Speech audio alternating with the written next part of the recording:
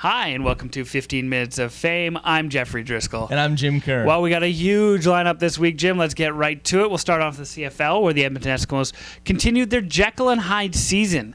When they're Dr. Jekyll, they're running the ball, they're scoring points. When they're Mr. Hyde, they can't turn it on until it's sometimes too late. Jim, they're both of these things? Yeah, sometimes we see it, but we see both of those. And the Labor Day rematch was a good display of that because they looked good. They could march the ball up the field from time to time. Every now and then they had a good run going.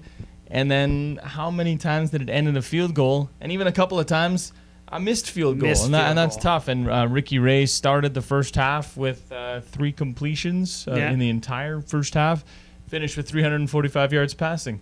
So you want to talk about your Jekyll and Hyde right there. But again, they couldn't run the ball on Friday. Monday they ran the ball magically. They went from in those three straight losses, they were averaging about 41 yards a game on the ground.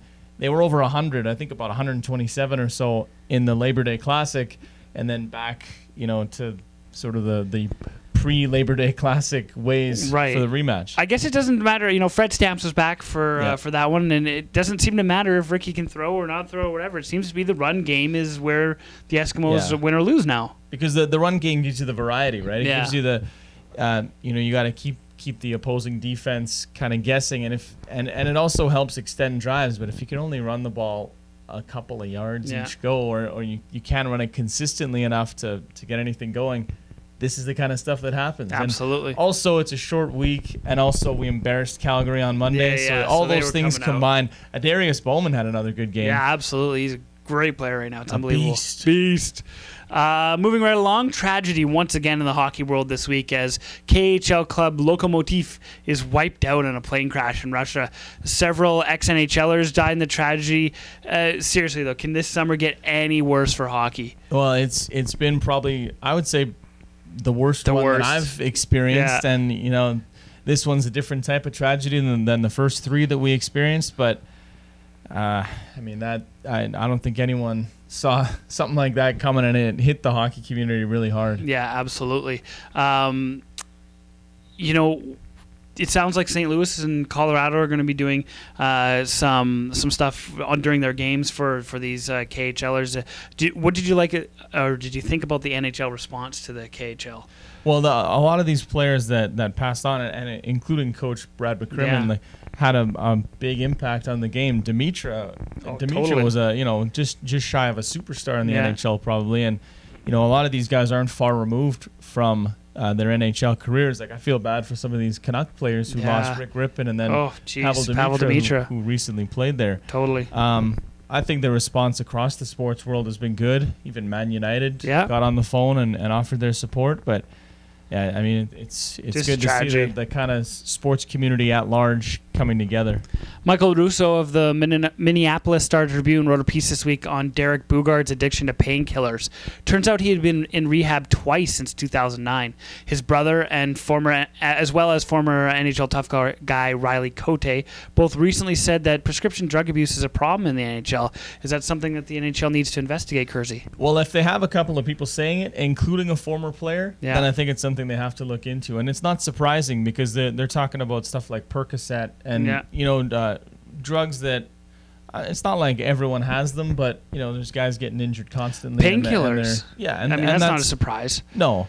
And you're hearing stories about guys on the plane or whatever saying, "Hey man, can I have a..." And if you don't know that they're addicted, or you shouldn't be doing it. I think it's kind of illegal to be giving out prescription drugs to people.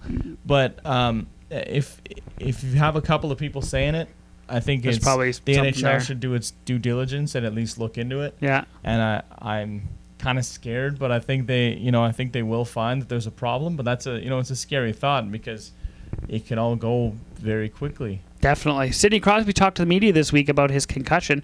One of the interesting things he says is that he'd be for an all-out ban on headshots. Is there any legit reason why this shouldn't happen? Well, it's interesting because Crosby says basically that there's no reason they shouldn't have this. Why not? And you think about it and you go, well, it wouldn't really change the game. No.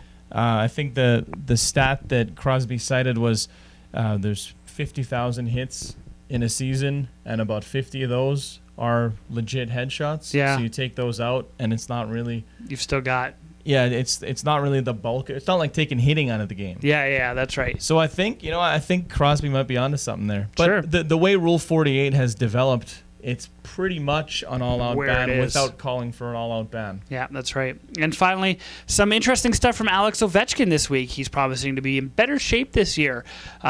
Capitals owner Ted Leonsis says Ovi tried to work his way into shape throughout the year so that he'd be peaking in the playoffs, which is why he only got a low amount of 32 goals. Yeah, dismal. I thought he bought into the defense first. Well, that's what we were all saying. He had us fooled. Yeah. We were all saying, "Oh, well, this is defense why first. Defense first." Yeah, his point totals are down because Absolutely. he's buying in like Stevie Y did back in the day. Yes, and that's right. And he's putting his offense aside for the greater good, but he was just working his way into shape. And isn't that a bit presumptuous? That's right. I'll just peak in the playoffs. No problem. Yeah. Well, you're probably going to make the playoffs, Yeah, but you shouldn't already assume it at the start of the season. But that's weird that is even weird. the owner is saying, "Oh yeah, this is what he did." No big deal. Remember when former Cap Matt Bradley said that this offseason that the team was too nonchalant during the playoffs last year? And Ovi sort of agreed with him this week. What did he say? Yeah, that was sort of weird because I remember when Bradley said all that stuff and everyone was kind of like, "Oh, okay, Yeah, maybe disgruntled former Exactly. player I or can't something." believe that. Ovi said, "We got to be more serious in the playoffs." And I guess. so he agrees with them without completely agreeing with them or without straight up saying it, but he said, we got to be more serious as a team when it comes to the postseason. Well, I understand with the postseason. I mean, they looked like they were pretty serious during the Pens Capitals 24/7 series on HBO. Yeah. When they were going through the midst of the 7-game losing streak or whatever it was, they were mad. They were looked pretty serious to me. So, interesting.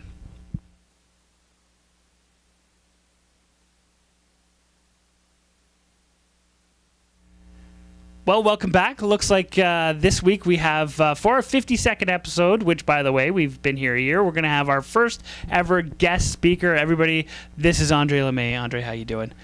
Good. Andre is the UFC MMA extraordinaire guy. So, some big stuff in MMA this week, Andre. Nick Diaz lost his title shot against GSP at UFC 137 this week, but then ended up back on the card. What happened there?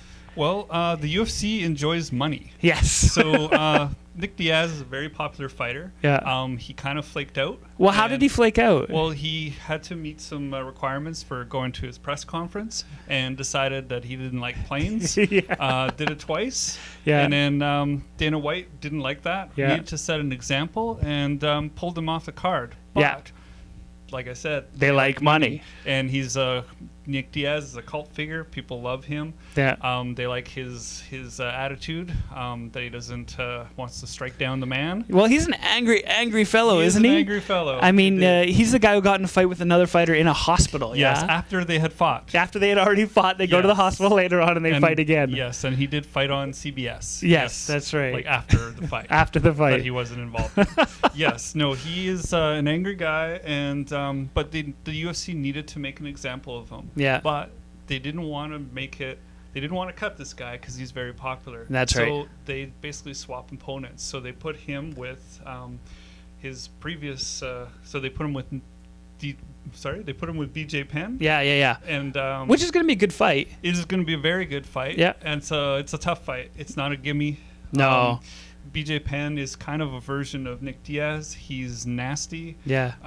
It's gonna be fun to watch. It's going to be fun to watch. It's Yeah. a good fight. So Diaz loses his title shot, but still gets on the card. But Carlos Condit moves up to face St. Pierre. Now, St. Pierre's been training this whole time for Diaz. Is he going to have to change anything to fight Carlos Condit? Well, I think, yes, to a certain extent. I think the big thing that he's going to have to watch out for is the striking ability and the single knockout punch that Right. Carlos Condit has. Nick Diaz does not have that. So I think he's going to have to really watch that, and he's a lot more well-rounded than Nick Diaz. Right. So, but I think GSP will do what he always does. He's going to take him down, and he's going to beat him up. Yeah, And so then that's he's gonna going be to it. get up, and then he's going to do that again. Okay, so your prediction is GSP is going to beat Carlos Condit? Yeah, but I think it's going to be a tough fight. That's fantastic. How about the Diaz BJ Penn fight? I'm going to go with Penn for sure. Very nice. Yeah. Good. I think this might be the end of Nick Diaz. If he loses here. Interesting. It wasn't long ago that we thought Brock Lesnar might retire because of his medical condition. It sounds like he just got a new fight announced. What's going on there? What kind of fight? Well, they're bringing in Alistair Overeem. And what's his history? He is the Strikeforce champ, currently heavyweight champ. He is also the K1, which is kickboxing champ. So he is a very, very feared striker. Yeah.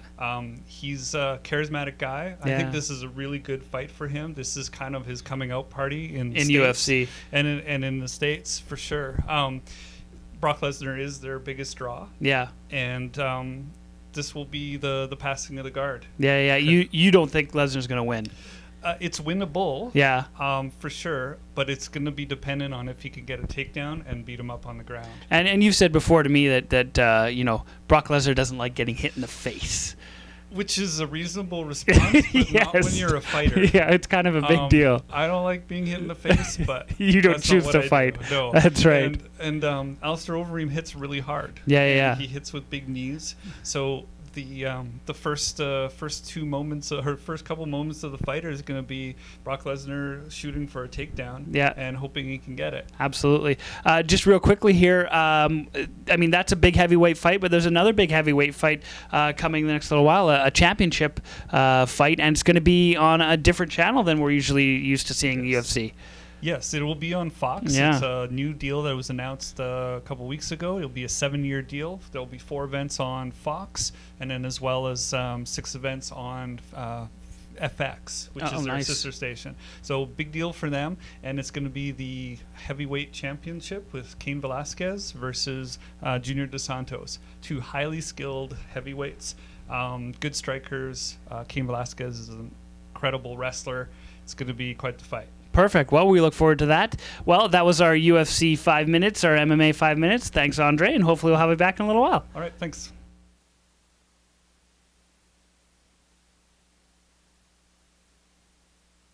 And we're back.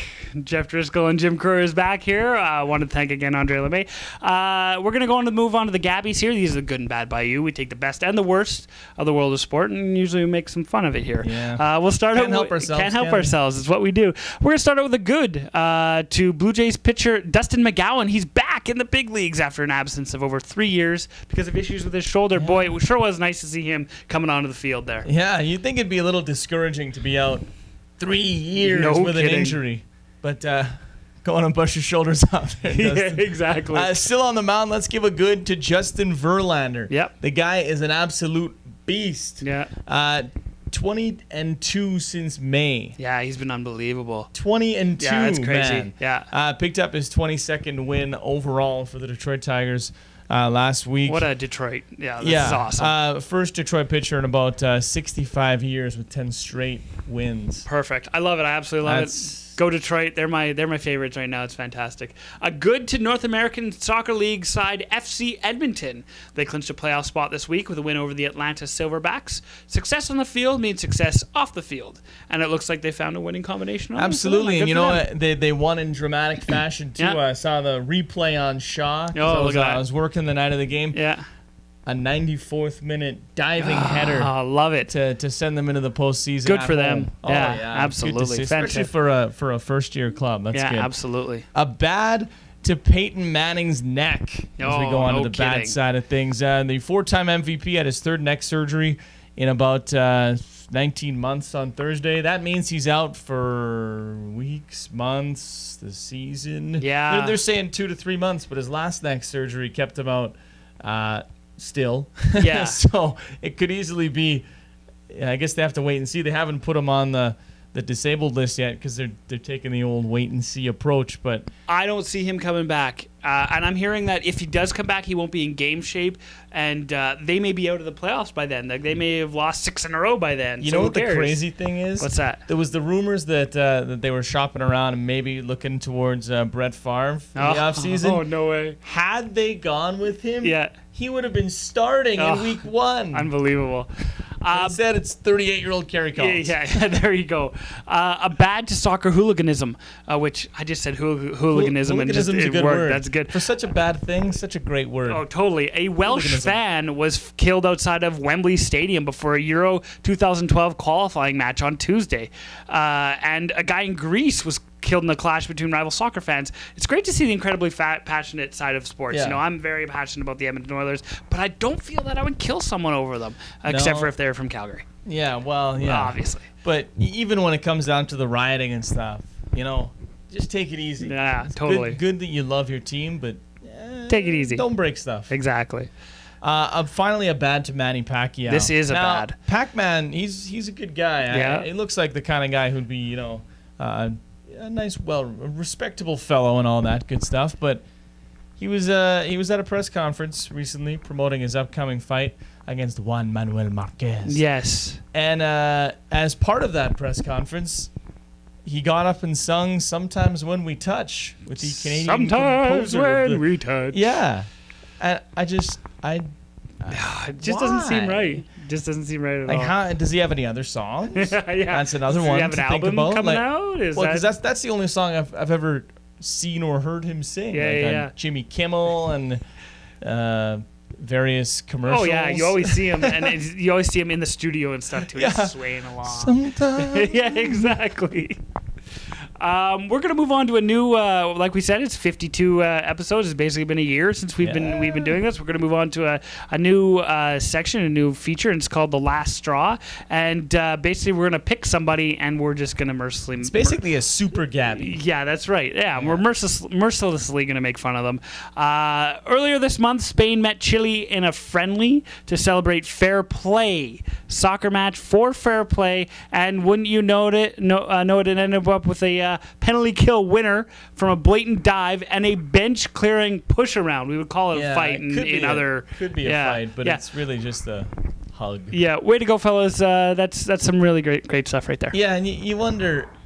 I know if I was playing for fair play, I wouldn't be thinking about fair play during the game or anything. But to end in like to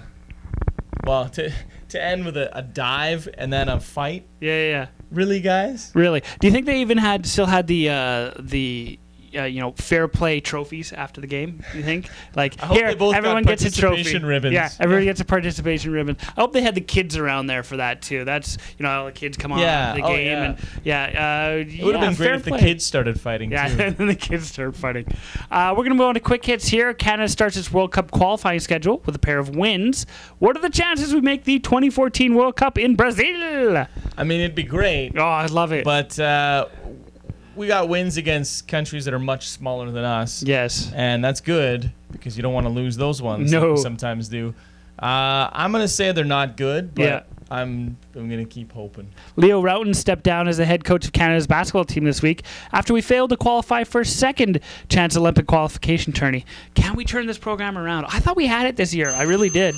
Jeff, we've talked about it before. We have. And I don't understand how with a sport like basketball we aren't better. Yeah. No, It's everybody not plays like it. You play it in soccer, high school. they say, oh, well, we got winter a lot of times, so we can't play outdoor. But basketball, you can play wherever. Totally. I've never understood why we're not a better country when it comes to basketball. Just doesn't make sense. Well, ladies and gentlemen, thanks for sticking with us for 52 episodes. Hopefully we'll be on for 52 more, 520 more. In the meantime, that was our 15 minutes of fame up for this week. I'm Jeffrey Driscoll. And I'm Jim Kerr. Have a good week, folks.